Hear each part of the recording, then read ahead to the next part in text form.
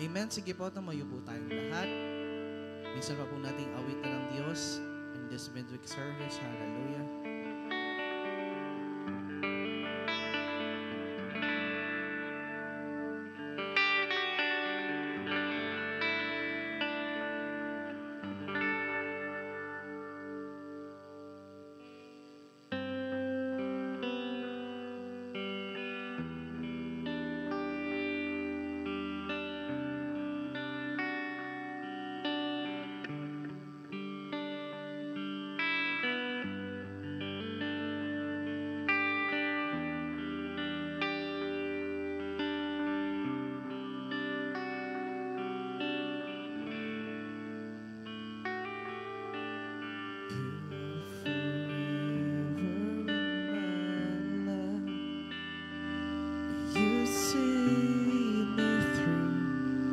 The season,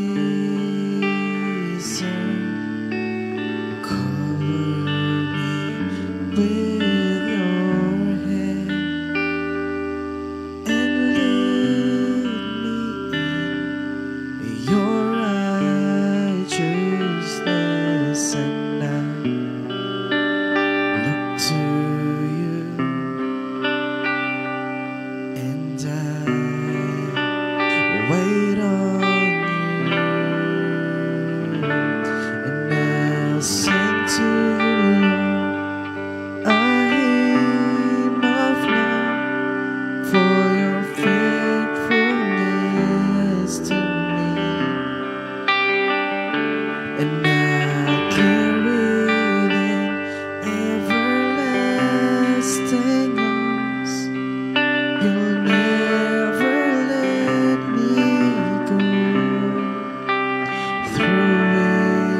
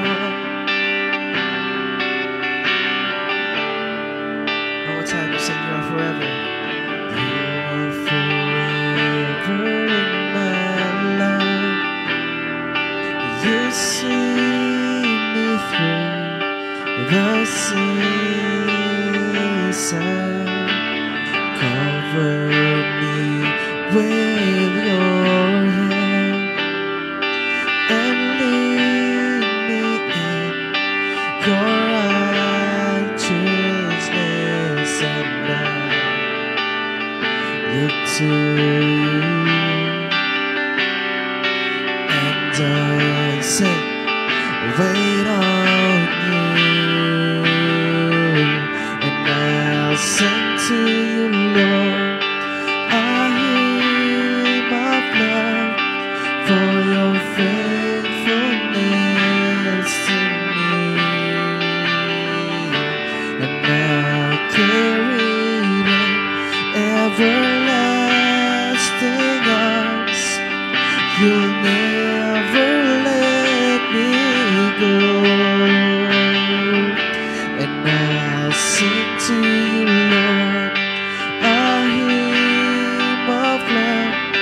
for your faithfulness to me.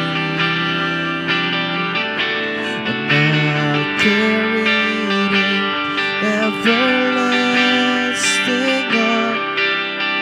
You'll never let me go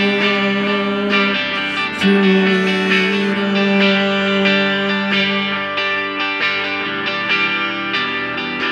Hallelujah.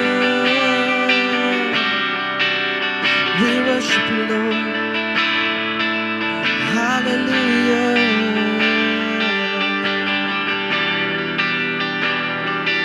All glory belongs to you, Jesus. Hallelujah.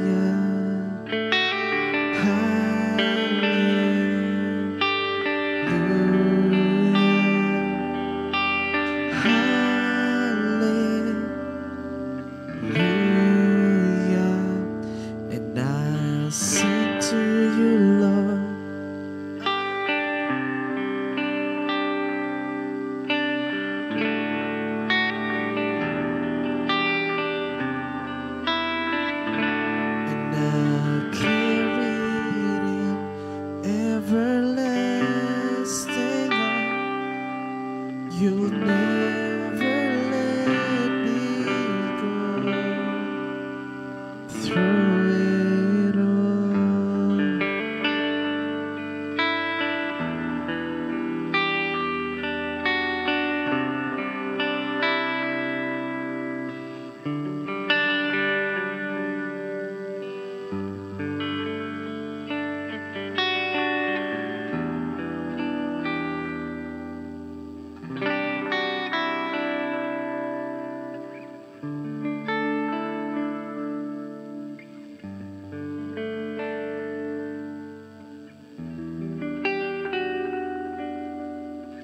Yes, Lord. Hallelujah. Oh, we glorify your name, Jesus. You are good, Lord, and your mercy endures forever, Lord. Hallelujah. Hallelujah. Jesus, hallelujah. Hallelujah. Father God, in the name of Jesus, sa araw na ito, Panginoon, muli nagpapasalamat kami sa buong isang linggo na naman, Panginoon, na pag-ibig mo sa bawat isa sa amin, sa lahat ng mga biyayang patuloy mong ibinibigay sa amin, Panginoon. Tunay nga, O Diyos, na hindi kami nagkukulang sapagkat Ikaw, Panginoon, ang aming kasapatan. Sa araw na ito, Panginoon, hayaan nga po ninyo, Panginoon, na patuloy kami, O Diyos, na magsama-sama muli, Panginoon, upang mag-aral ng iyong mga salita.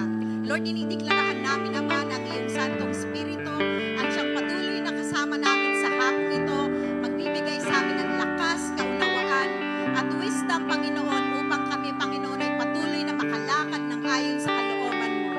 Dinideklarahan din po namin ang iyong tagapagsalita sa hapong ito. We declare, Lord God, anointing, Lord. We declare, Lord God, the mind of Christ, wisdom, Panginoon, na nang sa gayon, Panginoon, patuloy na maglalabas sa kanyang mga bibig ay nanggaling lamang sa iyo, Panginoon. Dinideklarahan din namin, Panginoon, ang bawat isa sa amin, Panginoon, ang iyong kapangyarihan, ang patuloy, Lord God, na kumilos, O Diyos, ang iyong mga salita ay patuloy, Panginoon, tumimo sa aming mga puso upang sa gayon, Panginoon, ang mga salitang ito ay aming maipamuhay sa araw-araw, Panginoon. Tunay nga ang sabi mo sa iyong mga salita na ang sino man, Panginoon, na nakikinig lamang sa iyong mga salita, Panginoon, ay tulad, Panginoon, ng taong nagtayo ng kanyang bahay, Panginoon, sa buhanginan, Panginoon. Ngunit, Panginoon, ang tao na nagtayo ng kanyang bahay, Panginoon, sa bato, ay tunay, O Diyos, anumang pulos, Panginoon, ang kanyang pagdaanan, anuman, Panginoon, yung magdaan na season sa kanyang buhay, Panginoon, patuloy ito, Panginoon, na nakatayo, sapagkat Ikaw,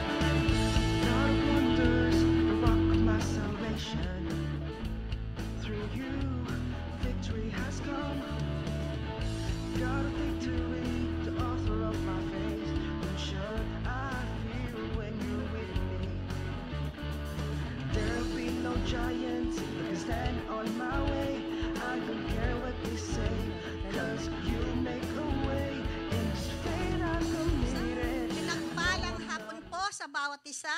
Ganon din po sa mga nasa online na makikibahagi po sa aming gawain na ito.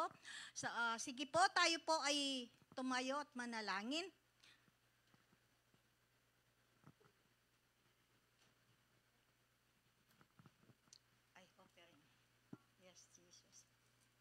Sige po, ipanalangin po natin yung mga yung ating mga offering. Amen. So dito, sabi ng Panginoon, sa 2 Corinthians 9:6-7, ang sabi, ang nagtatanim ng kaunti ay kakaunti ang aanihin. Amen.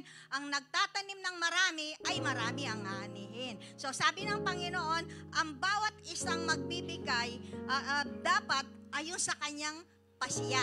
Amen. Yung hindi napipilitan. Amen. Yung nagbibigay siya na buong galak. Sapagkat ang nais ng Diyos ay cheerful giver. Amen po. O sige po, pag-pray po natin ang ating mga kaloob.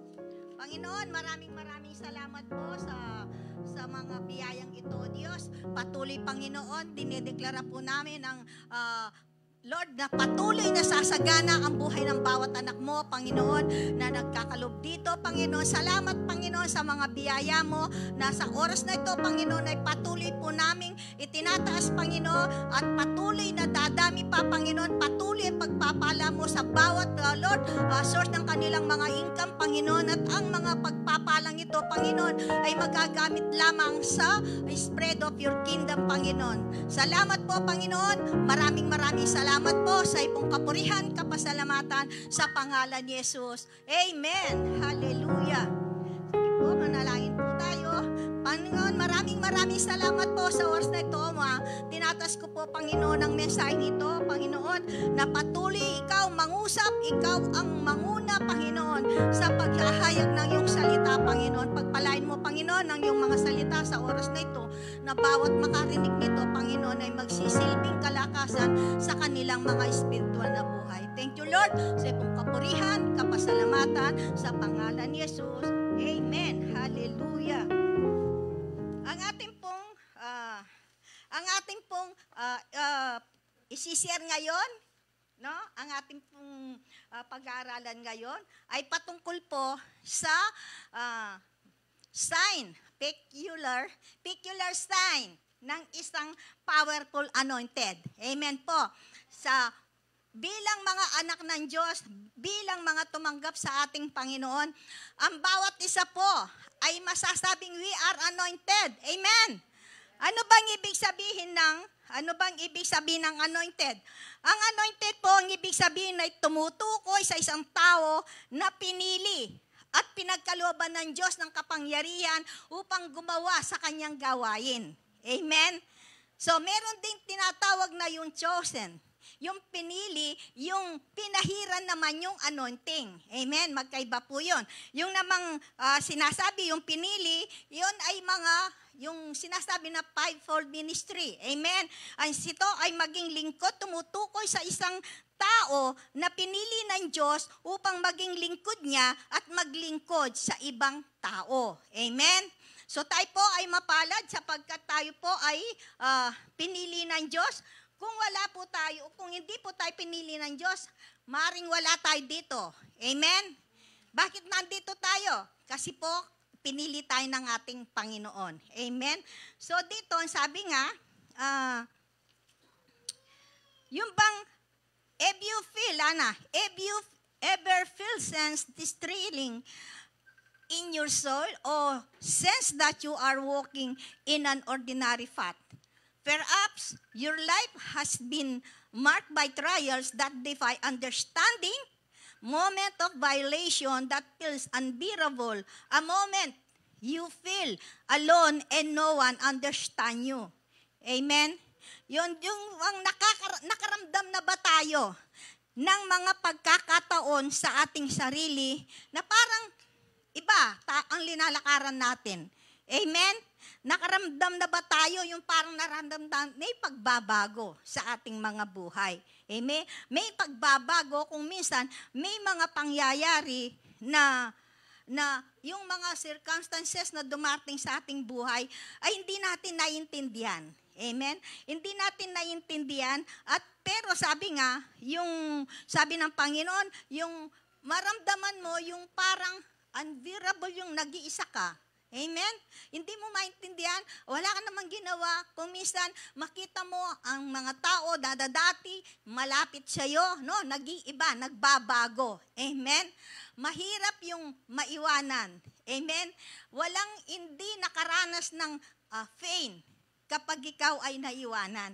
Pero, magkaiba yon. Yung naiwanan ka, pero sa spiritual, mayroong mga plano ang ating Diyos sa lahat ng bagay. So, ma-isolate ka, pakiramdam mo, nag-iisa ka, pakiramdam mo, walang nakakaintindi sa'yo, pero kasama mo ang ating Panginoon sa mga oras na iyon. Amen? Kaya sabi nga, what if there are not coincidence but divine mark placed by God Himself to reveal your anointing. Yung pala, kung minsan, mga pangyayari na hindi coincidence, na mga pagsubok na dumating sa ating buhay, na hindi natin namamalayan, ayun ay mga sinyales ng pagkakatawag natin sa Panginoon. Amen? So, sabi nga, tingnan po natin, think about the life of Joseph. Amen? Tayo pong lahat ay nabasa na natin yon, no? Nabasa na natin yung buhay ni Joseph, kung ano yung mga naranasan ni Joseph. Amen. Sabi dito, think about the story of Joseph. He endured slavery, no? Trials and imprisonment. Ito po'y naranasan lahat ni Joseph na wala namang ginawa. Amen. Pero ito'y nangyari, naganap dahil sa ng Panginoon sa kanya. Purpose ng Diyos sa kanya.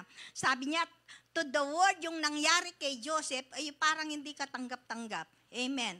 Pero sa kabila nun, ng pangyayaring iyon sa kanya, ang Diyos ay may ginagawang very important, very special na ginagawa niya para sa kay Joseph. Amen.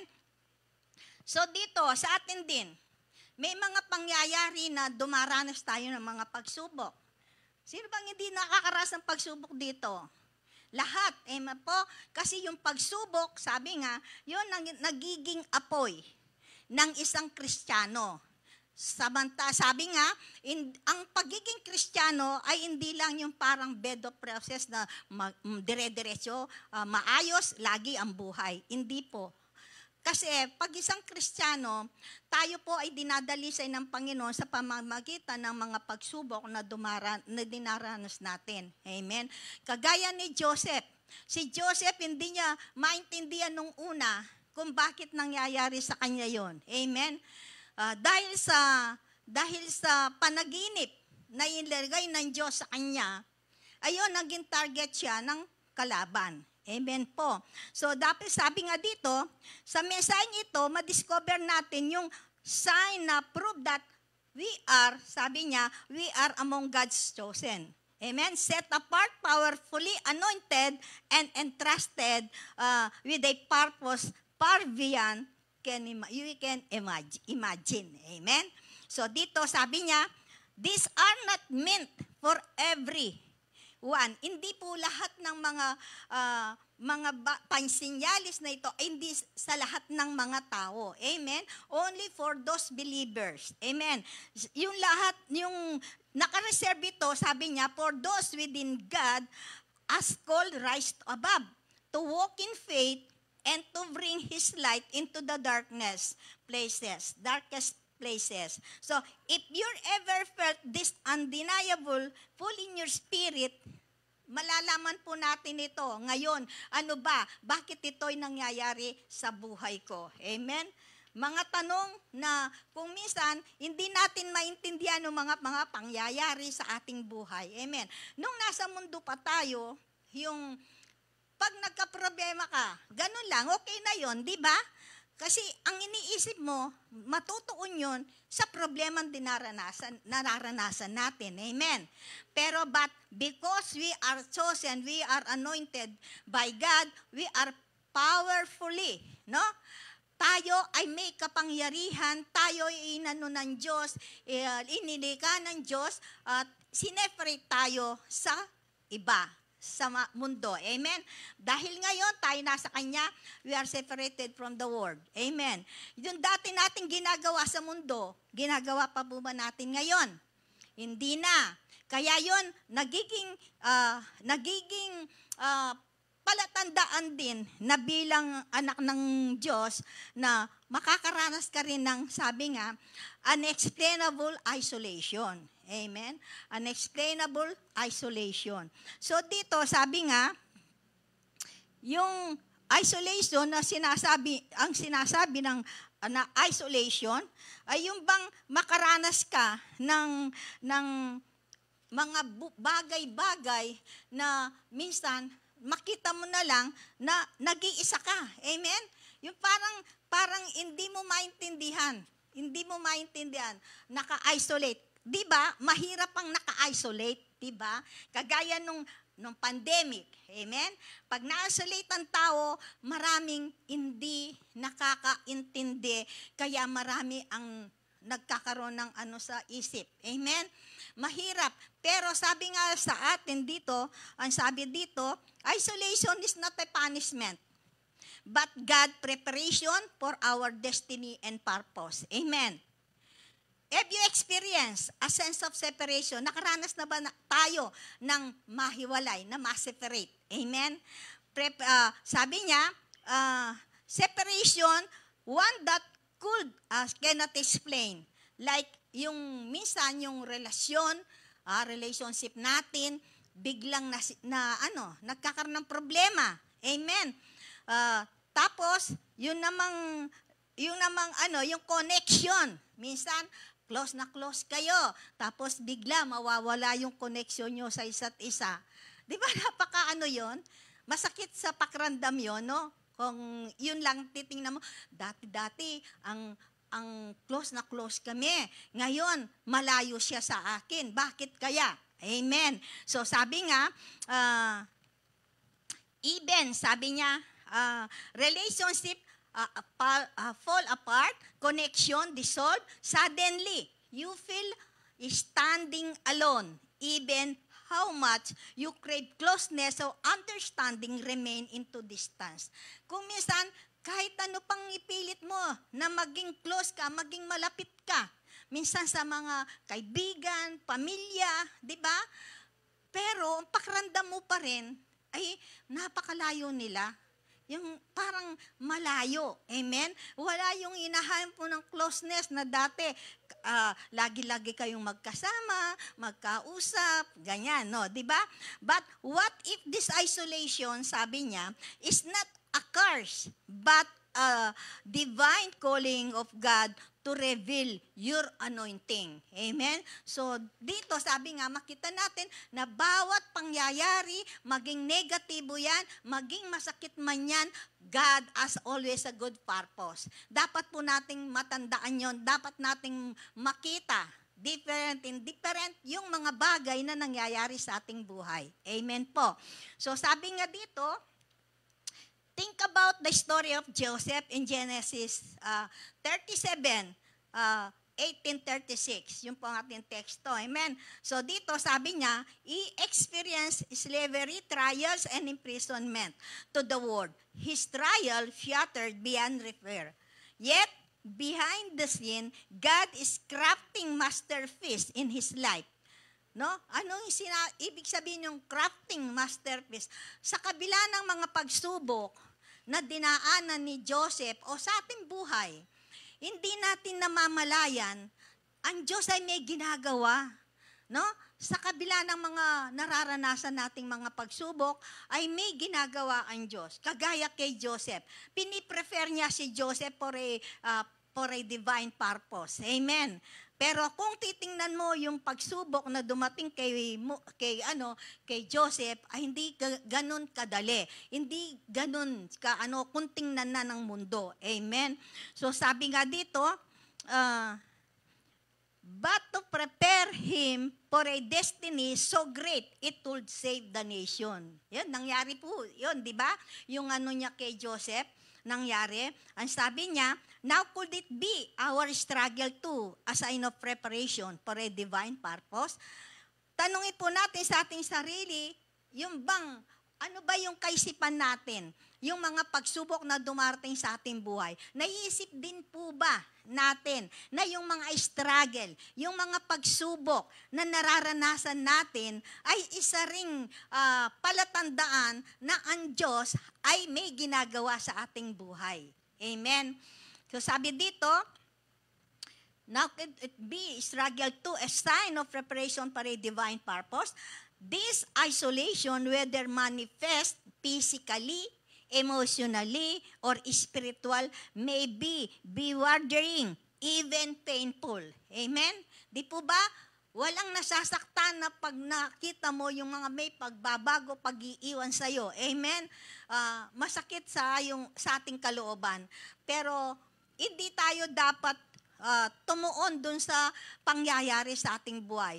Always think na God has always a good purpose in our life. Amen? So, minsan, masabi natin sa ating sarili, bakit ako? Bakit hindi ako maintindihan?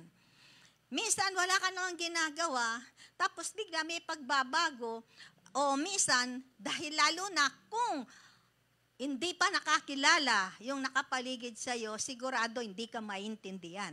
Amen? Hindi ka maintindihan. But sabi niya, but take heart, this separation is not to harm, as it is a set up for something for greater. Amen?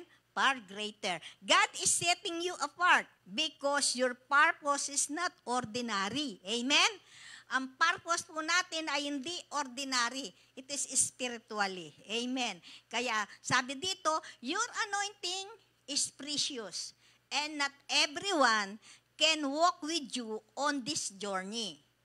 Physically, you might find yourself pulled away from familiar places, friends, and even member of the family. Amen?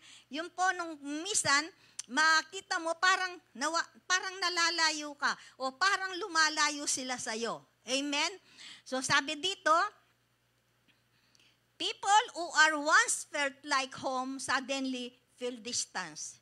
Yung dati na parang kapatid mo, parang isang bahay, parang pag nasa bahay kayo ng Bautista, magkasama kayo, parang isang pamilya kayo, parang magkapatid kayo. Amen?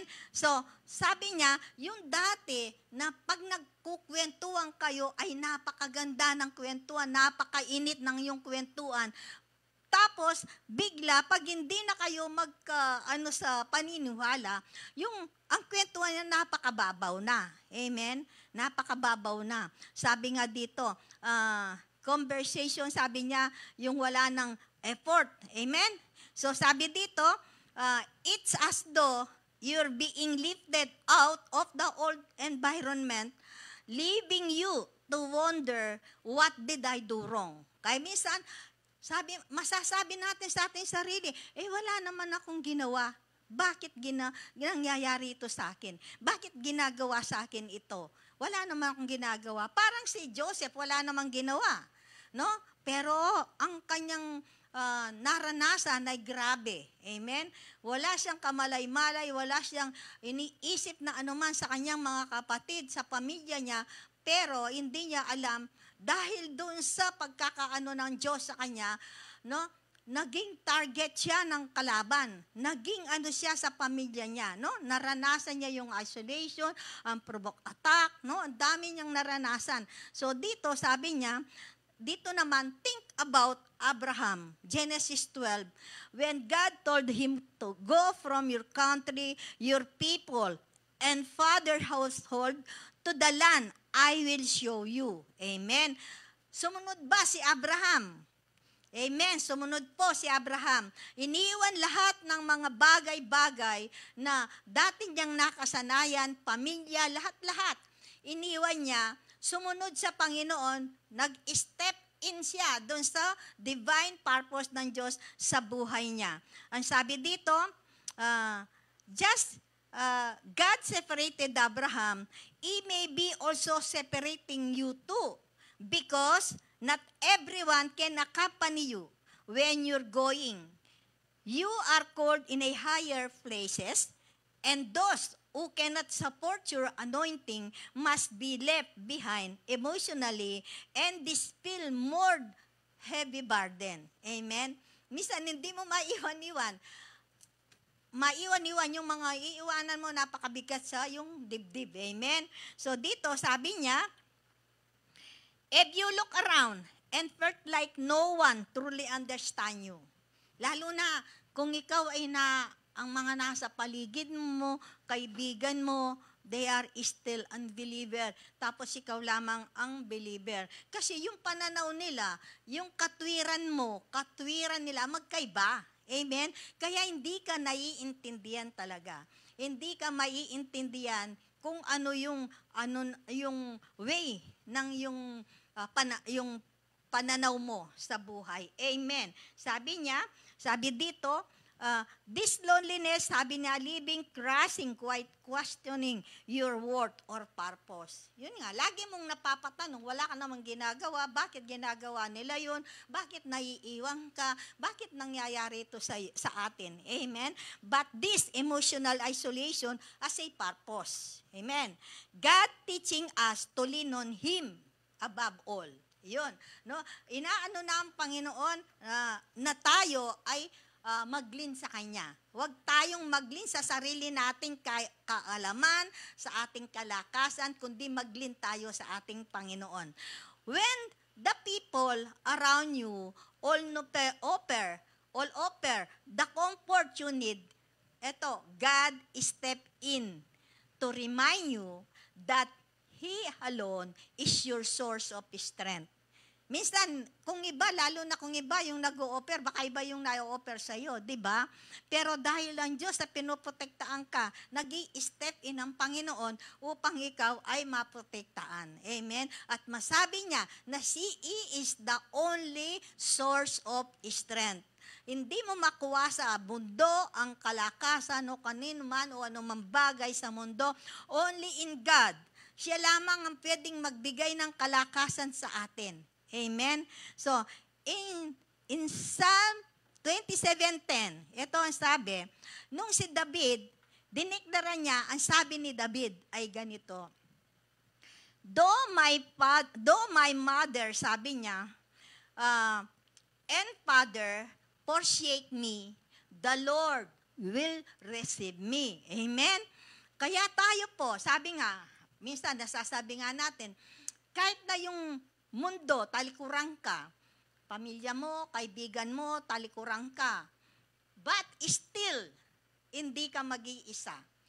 Bakit? Kasi ang Diyos ay lagi kang sasamahan. Laging mag-step in ang Diyos sa atin at mag-remain hindi tayo nag-iisa. Amen. Sabi nga dito, this isolation is building your faith. Amen? This isolation is building your faith and building unshakable connection between you and your at ang Panginoon. Amen? So, kapag tayo daw ay na-isolate, o ang ibig isolation, punta ka sa isang lugar na nag-iisa ka o isang lugar na tahimik. Amen? At doon mo ang ng Panginoon, maramdaman mo talaga yung presensya ng Diyos. Amen? Kapag ikaw ay nananalangin, aliban, nananalangin ka sa isang lugar o oras ng katahimikan at ikaw ay nananalangin, kaagad maramdaman mo yung presensya ng ating Diyos. Amen? At doon mo rin, kung minsan, doon rin nagano ang ating Panginoon, yung nagdidirect sa'yo, merong sinasabi sa'yo ang Panginoon. Amen? At sabi nga dito, yung transformation ay nangyayari talaga. Yung transformation ay nagaganap din sa oras ng ating pagkaka-isolate. Sa solitude na ating lugar, na ating, kung nasaan tayo, doon nangyayari yung transformation. Kasi sa katahimikan na between you only and God, amen, maramdaman mo, sabi nga ng Panginoon, yung minsan, yung conviction, no? Yung katotohanan na ano sa iyo ng Panginoon. At lahat lahat merong mga bagay na marinig mo ang tinig ng ating Panginoon na ang ganito o kung meron kang nagawa na hindi tama, the conviction. There is conviction. Inaayos niya talagang pag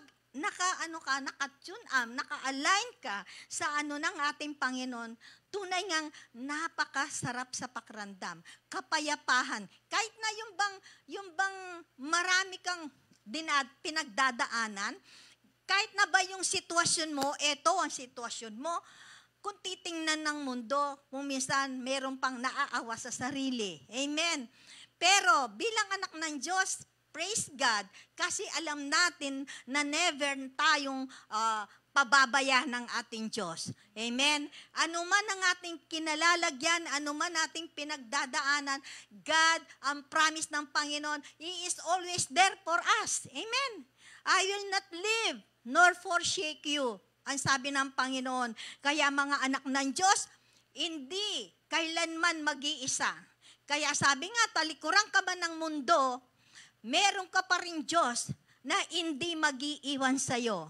Amen? Salamat sa Panginoon, napakabuti ng Diyos. Amen. So dito, sabi niya, if you notice how the noise of the world fade when you are alone in that silence, di ba?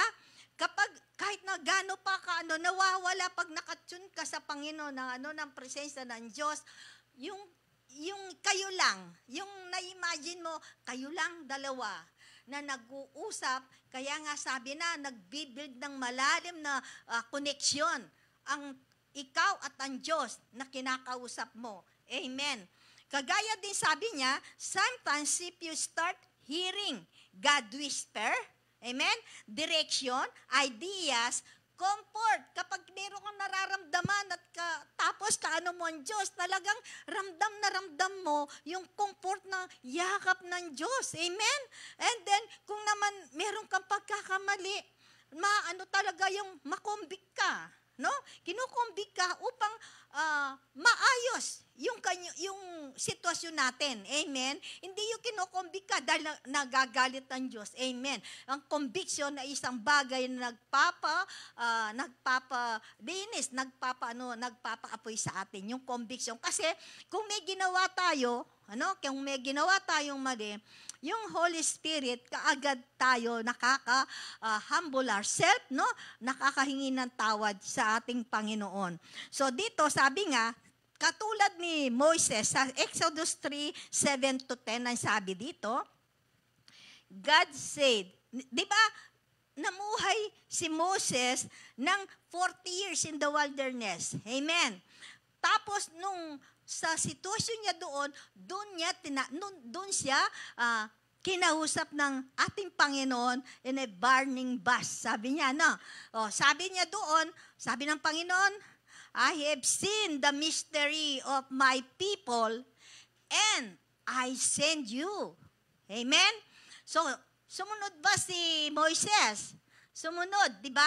Kaya siya ang ginamit ng ating Panginoon upang alisin ang mga Israelita sa Egypt. Amen? Upang doon sa promised land, idadala sila. Amen. So dito, sabi nga, hindi mo alam, sabi nga minsan, what he had say. What if God is using this quiet season to reveal His plan for your life? Amen? Are you ready to hear what He had said? Ready ka ba? Lagi. Kung may sasabihin ng Diyos na pumunta ka doon, amen? Gagamitin ka ng Diyos. Kailangan always tayo ready. Amen? Always ready na sumunod sa ating Panginoon. Amen?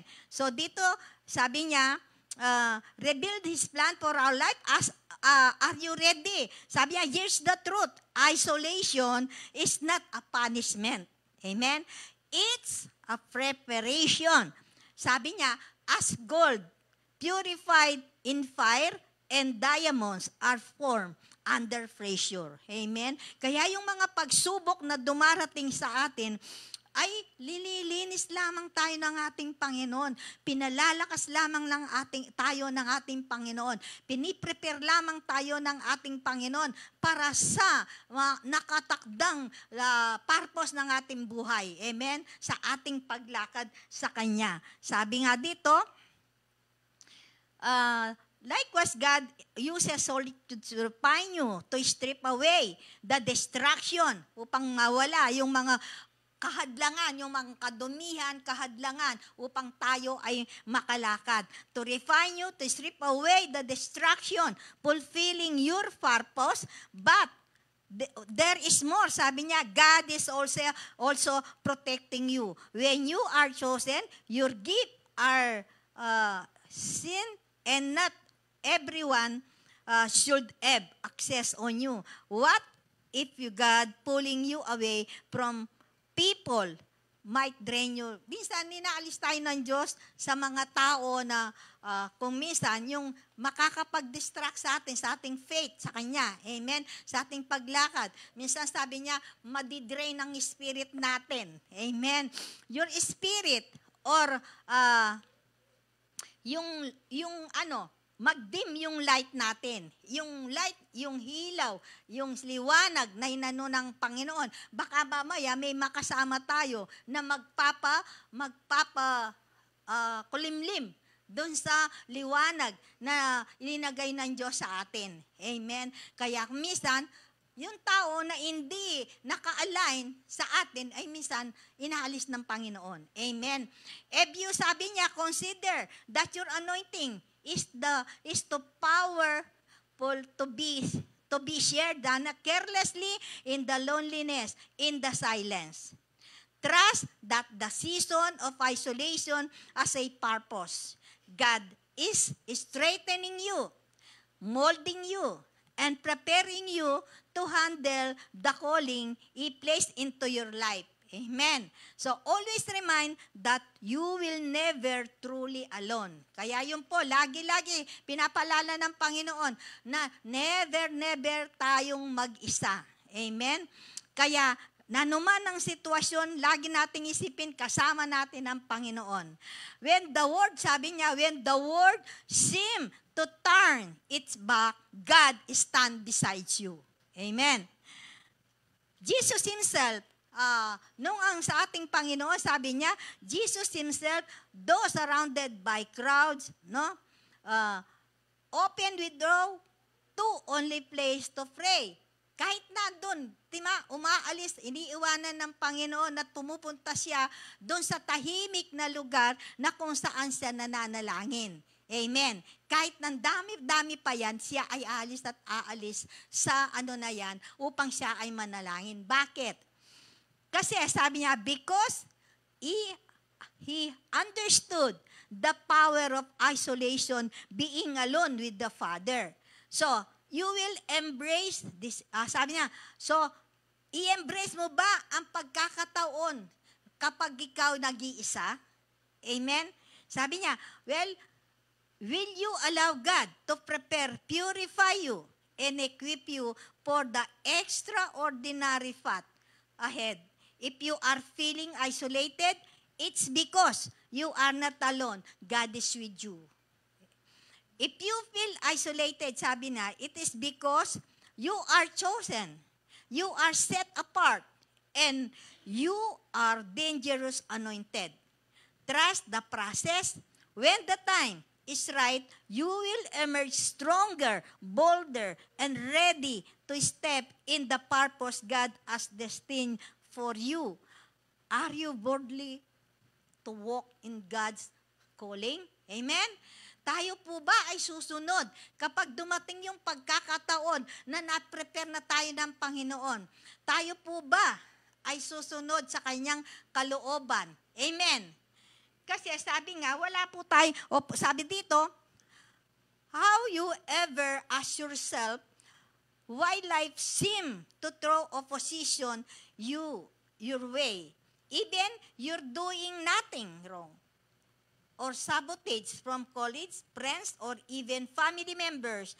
If it is, sabi niya, resonate with you, let me share powerful truth Opposition is not a curse. Hindi po curse ang opposition. It is a confirmation of your anointing. When you are dangerously appointed, sabi niya, when you are dangerously appointed, yung enemy, sabi nga, the enemy, sabi, and chosen by God, opposition becomes yung hindi unavoidable part of your journey.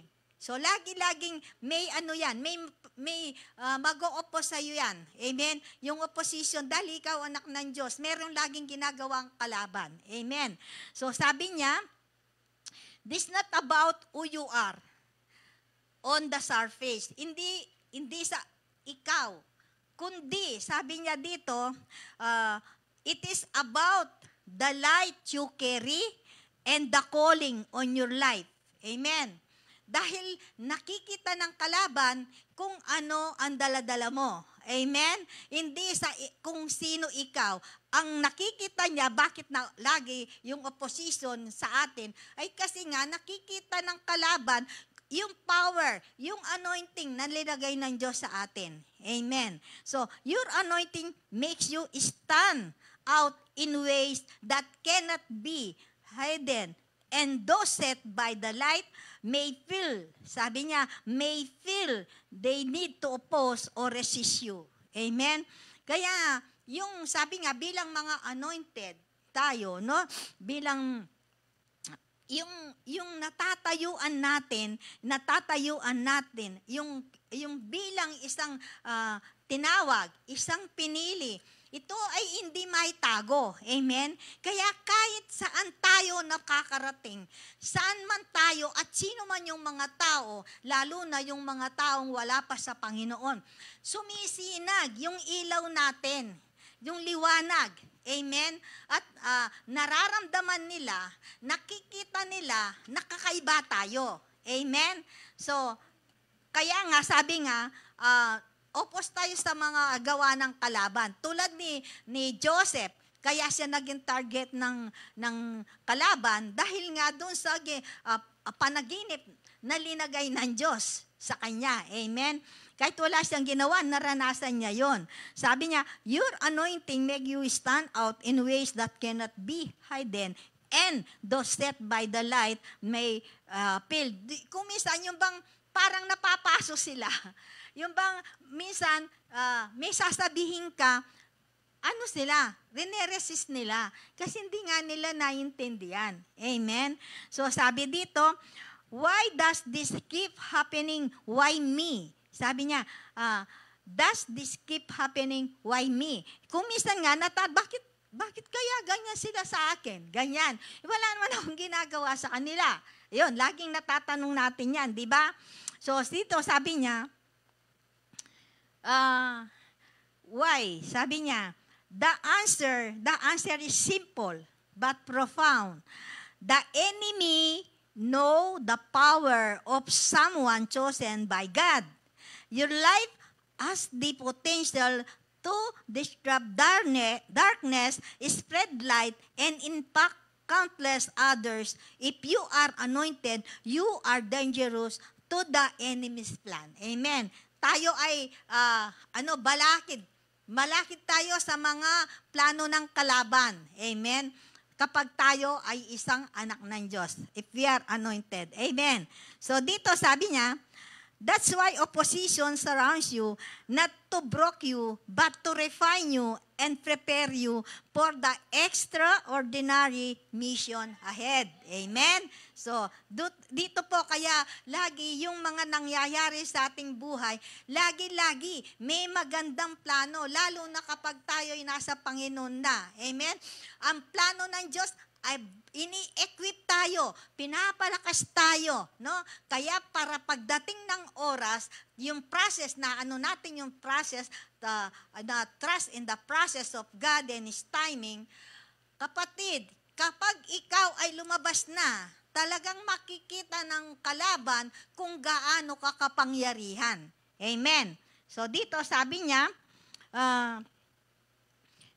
If you notice that sometimes the attack comes without warning. Amen? Kuminsan, bigla na lang may nangyayari sa'yo. Amen? Yun ang gawa ng kalaban. Perhaps your friends suddenly turned on you or people around you spread fake stories that damage your reputation. This logic may seem logical, and that's because they are not true. Amen? The truth is what you carry disrupt the comfort of those around you. Amen? Totoo yan. Yung parang, yung mga kapag ikaw ay nakasama mo, yung mga unbeliever, kung minsan parang napapaso sila, hindi sila makatagal na kasama ka. Amen? Yung iba kung mahirap na sila o ano. Yung parang may something na nararamdaman nila kasi spirit to spirit kasi ang ano natin, hindi yung physical na ating kahit nasa pakikipaglaban, di ba? Spirit to spirit. Kasi mahirap lumaban ng physical to physical. Amen. Sabi niya, your anointing exposes insecurities, stir jealousy, and reveal truth people who rather ignore. Remember, Joseph, his brother, hated him not because of something he did, but because of the dreams God gave him. Amen? Genesis 37:5-8, his calling made him a target. Have you ever considered the jealousy of gossip you face? Sabi niya, na might be about you at all, not be about you at all. The enemy often uses people. Amen. People as tool to discourage and distract those who are chosen. Amen. Yung mga tao, gumagamit ng tao minsan, kung minsan nga makikita mo, but praise God, tayo ay may yung discernment. Amen? Kung minsan sabi nga, makikita mo, kala mo napakabait sa'yo. Pero deep inside naramdaman mo na may kakaiba sa taong yon. Na, ganyan ang mga pangyayari. Alikalibay. Tulungan mo dito. Amen. So dito sabi niya, your opposition is your proof. Ito, your opposition is your proof of your power. Amen. If you were not chosen, if you were not chosen, the enemy would not bother attacking you. Amen. Nung nasa mundo tayo, hindi tayo masyadong kinakalaban ni taning. Amen. Pero nung nasa Panginoon na tayo, lagi tayong gumagawa ng mga bagay na ikakadistract ng mga anak ng Diyos. Amen. Kasi sabi nga, kung tayo ay mapapadala sa Kanya, madidistract tayo sa plano ng ating Panginoon sa buhay natin. Amen? Every time, sabi niya, what if this opposition is not punishment, but a preparation? Every time you face an attack, you are being refined like gold. Amen? Purified in fire. The challenges are stripping doubt and distraction. God is building within you the strength and resilience required for your purpose. Look at David. Look at David, sabi na dito, who faced not only the hatred of King Saul, but also the doubt of his own family. Yet every battle prepared him for his destiny as king. Kaya ang Panginoon, kapag meron siyang plano sa atin, ano man ang gawin ng kalaban, masusunod, mangyayari pa rin yung plano ng Diyos sa buhay natin. Amen? Ano man yung process, kumbaga yung mga nararanasan nating mga pagsubok na yan, it's only a process. Diba? Kaya nga, kung hindi ka dumaan ng proseso, hindi ka matibay. Amen? But God, yung dumadaan tayo ng process at trust the timing of God, at pag dumating yung time na Lord, ay talagang prepared ang kanyang mga anak. Amen? So dito sabi niya, could it be that God is using those struggle to prepare us for what is ahead? James 1:2-4 offer us this reminder. Consider a pure joy, my brothers and sisters, whenever you face trials of many kinds, because you know that the testing of your faith produces perseverance. And perseverance finishes work, so that you may be matured and complete, not lacking anything. Amen. Tapos, sabi dito, when opposition comes, sabi niya, your response matter. Sabi, ground yourself in prayer before reacting to criticism or conflict. Amen?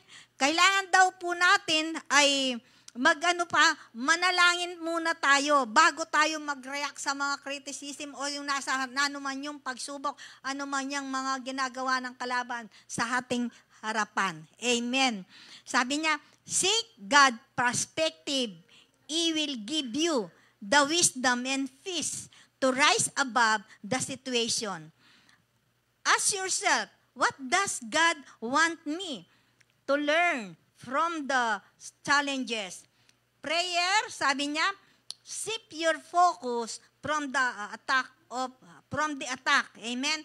Kapag tayo nananalangin, kapag tayo ay maraming mga pagsubok na pagdadaanan, kapag tayo ay nananalangin, nararanasan natin yung kalakasan. Amen? Kasi nga pinapalakas tayo ng Panginoon upang mangibabaw tayo sa mga pagsubok na ating pinagdadaanan. Amen? Imbes na may babagsak tayo ay ma-overcome natin ang pagsubok na yon dahil sa pakikipag-ugnay natin sa Panginoon. Kaya sobra importante yung pananalangin sa isang Kristiyano.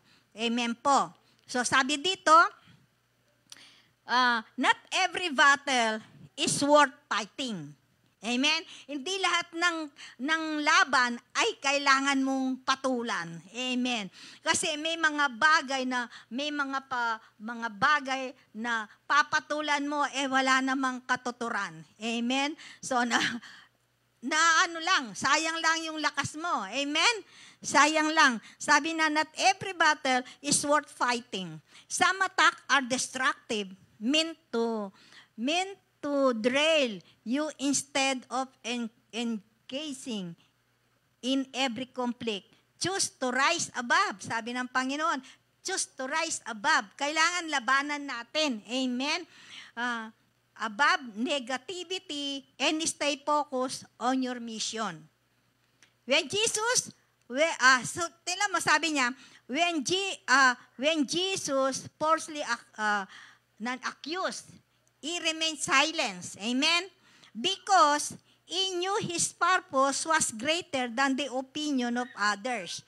Sa Matthew 26:63. O nga naman, kung minsan may nangyayari, may nagano sa atin, imbes na patulan mo yun, wag mo nang patulan kasi mas igit mong kilala ang sarili mo doon sa mga naninira sa'yo, kung ano sinasabi. Mas igit mong kilala ang sarili mo. Bakit mo papapatulan yun, di ba? Ganon. So, your energy is too precious, sabi niya, to waste on battle that don't matter. Let God fight for you. At the same time, surround yourself with people who strengthen and encourage you. Kapag ikaw ay nasa mga sitwasyon na nanghihina ka, may problema ka, huwag ka lalapit doon sa mga taong mahihina pa rin. Amen? Mahina siya, lalapit ka na mahina. Anong mangyayari sa'yo? Maproblema ka, lalapitan mo yung taong maproblema pa sa'yo. Babagsak kayo, di ba? Kaya sabi niya, kailangan daw lapitan natin yung mga taong makakapagbigay ng encourage sa atin, yung makakapagbigay ng kalakasan, ma-advise tayo, ganyan, no? Tapos na-pray. Kasi, yung sabi niya, yung community, sinasabi parang ito, dito, yung tayo, no? Kasi, pag halimbawa, di ba, nung ginagawa natin sa prayer in, kingdom, di ba, yung nagpapanalaanginan tayo. Amen? So, ganun na dapat natin gawin. At saka yung mga, yung pupuntaan natin niya, yung mga makakapagbigay ng kalakasan sa atin, makakapag-advise ng maganda. Amen? So, dito sabi niya, the right community can remind you for your worth, pray for you, and help you stay strong when the world tries to tear you down. Yun nga, yung mga kapwa natin mananampalataya, no? Yung family, yung community of believers. Amen? So dito sabi niya, the kind of support invaluable as you walk the path of your anointing. Finally, remember that opposition opens once just before the breakthrough. Ship may face strongest waves as they approach the shore. Di ba yung mga barko, pag sasadsad sila, doon maaano yung malakas na ano ng alon, no? Yung alon. So dito, could it be that you're on the verge of stepping upon unto something extraordinary?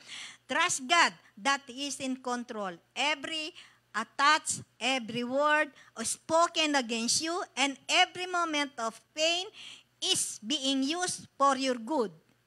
Just Joseph told his brother, you intended to harm me, but God intended it for good, to accomplish what is now being done, the saving of many lives. Sa Genesis 50:20. Amen. So if you are facing a provoked attack, misunderstanding, or resistance, do not lose heart. Instead, let it remind you of who you are chosen. You are chosen, you are anointed, and destined for a greatness. The challenge you face today, or preparing for your blessing tomorrow, the position is not the end of your story. Amen? It's not the end of your story. Ito na. Sabi dito, the ability is not meant to overwhelm you, but to protect you, guide, and align you with God's will. Look at Jesus in John 4, no? When He met the Samaritan woman at the well, He discerned not only her need for living water, but also the truth of His hidden life. Truth she had spoken to no one. This is spiritual sensitivity allowed him to connect, deeply speak life, and reveal God's plan for her. Likewise, God has gifted us with sensitivity to see beyond the appearances, hear beyond words, and yet beyond action. A spiritual gift that allow to recognize hidden motive, dishonesty, or unsolved conflict. You might hear someone's words, but deep in your heart, spirit whispers something does not have. Ito ba yung parang discernment? No? The spirit of discernment. Kung minsan yung mga tao, kausap mo, nakangiti, pero hindi mo pala, pero mararamdaman mo yung bigat niya sa kanyang dibdib. Yung mga problema, dala-dala niya, pero makikita mo nakatawa. Amen? Makikita mo rin kung minsan may pangyayari din na tayo ay parang nakatuntun ka sa holy ground na yung lugar na yon na napuntaan mo ay yung peacefulness, yung joyfulness, nararamdaman mo sa sarili mo. Amen? So dito sabi niya, your discernment is divine. It's time to trust it. other sign of this sensitivity is to feel the emotion of others as though they were your own. You celebrate someone's success as if it is your victory. You carried might of the other's pain as if it is you were leaving them struggle. Totoo po yan, no? Bilang mga chosen, bilang mga anak ng Diyos, siguro po naranasan na rin yung bang mga bagay na yung taong malapit sa'yo, amen? Kung ano yung nararamdaman niya, parang nararamdaman mo rin, parang nangyayari sa'yo, no? Ako, may kaibigan ako na sa panahon na ito talagang nasa critical ang kanilang sitwasyon. Alam mo, kapag ako'y nando doon, hindi pwedeng, yung bigat, nararamdaman ko yung bigat, naiiyak ako talaga dahil yung sitwasyon nila, parang nandun ako. Parang ako ang sa akin nangyayari yon. Ganyan tayo, kapag tayo, anak ng Panginoon, no? We are chosen one. We have the power of discernment. Amen? Minsan, makita mo, gusto mong sa tao, pero hindi mo pa man nalapitan ng tao, nararamdaman mo na may negative sa kanya. Amen? Kaya tayo mga ang Diyos, lagi-lagi, hindi tayo basta malinlang. Amen? Kasi we have the discerning power to discern the work of the enemy. Amen po. So, being constant attent to others' energy can leave you feeling spiritually and emotionally drained. But here's the truth. God did not give you this gift to crush you. He gave it to empower you. What would it look like to embrace this sensitivity as a gift rather than a burden? Could it change how you look in extra interaction as you view, how you view your interaction with others? In Galatians 6:2, we are called to carry each other burden, and in this way, we fulfill the law of Christ. Amen. Po, patapos na po ako.